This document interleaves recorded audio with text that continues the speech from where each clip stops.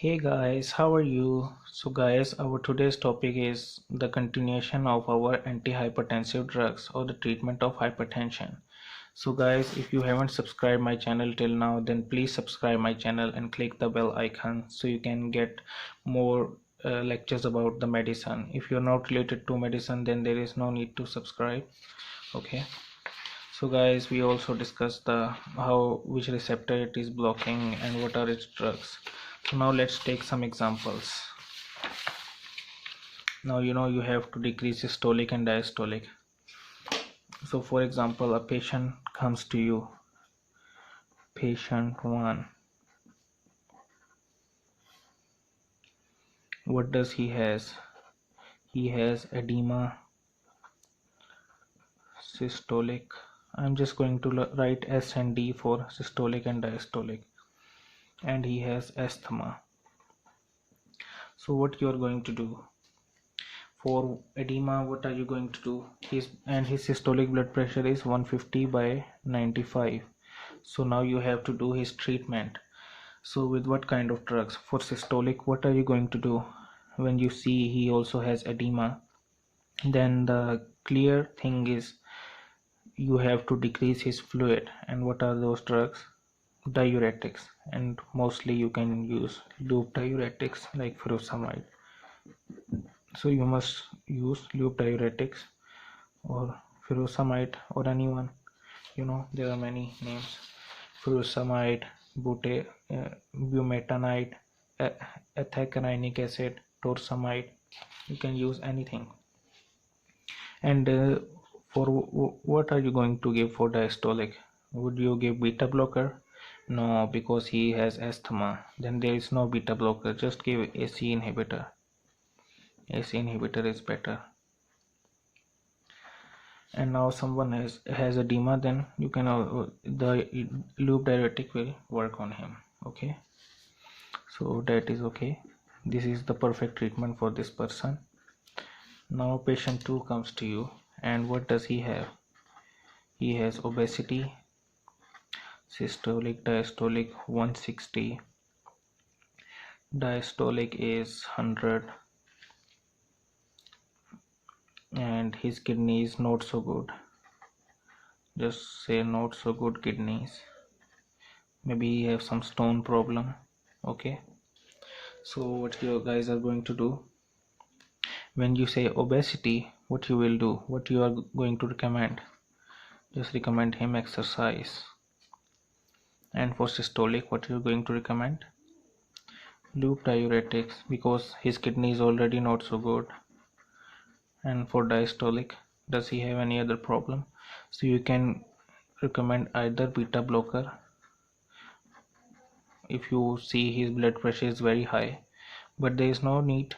Just give AC inhibitors, it is better. But you can also give beta blocker, but first line is AC inhibitor. Okay.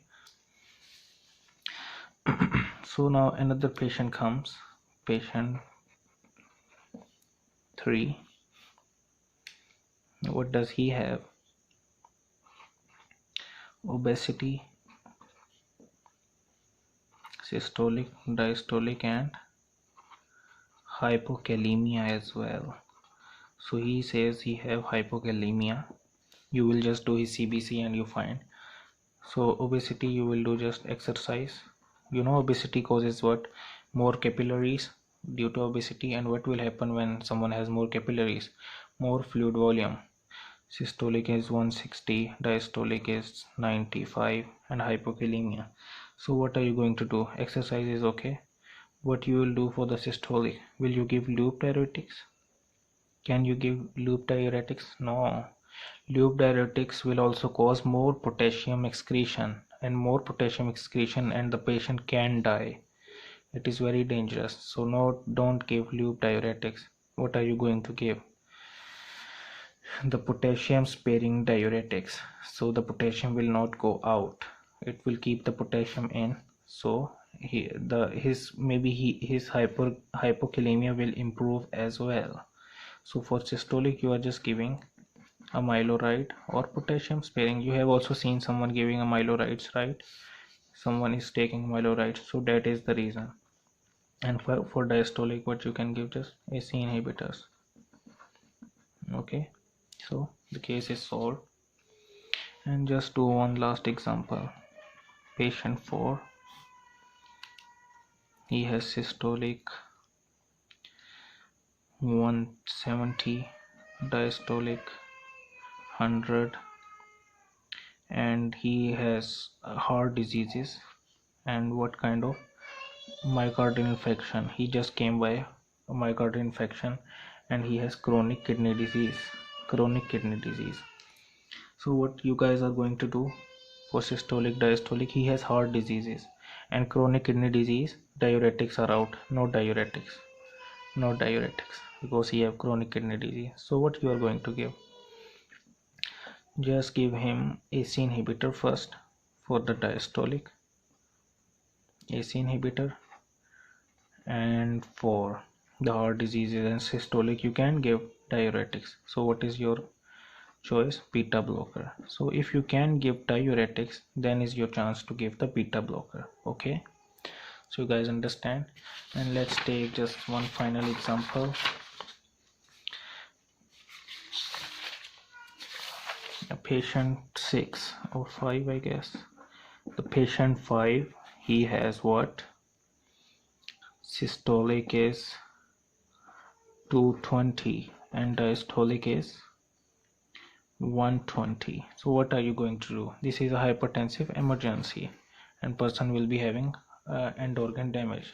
So what you can give, like nitroglycerin, any injection. Nitroglycerin injection is mostly used, or labetalol is also used. Labetalol. Okay, I have shown here hypertensive emergency drugs. Okay, so you understand, if someone has hypertensive emergency, just use these intravenous drugs. And one last patient. Okay, what does he have? Systolic blood pressure 160, diastolic blood pressure 95, and he also have pregnancy. So when he has pregnancy, you will exclude all other drugs. All other drugs are excluded. Only 2 drugs, any of them you can give. Methyl dopa and hydralazine. Okay guys, you understand now? This is the way of treating patient 1, 2, 3. You can just watch this again and you can write it. And this is the best way of treating any hypertensive patient. And also remember, decrease salt intake in the food to every patient. Tell this to every patient.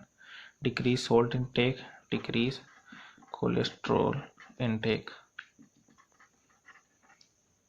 and avoid stress,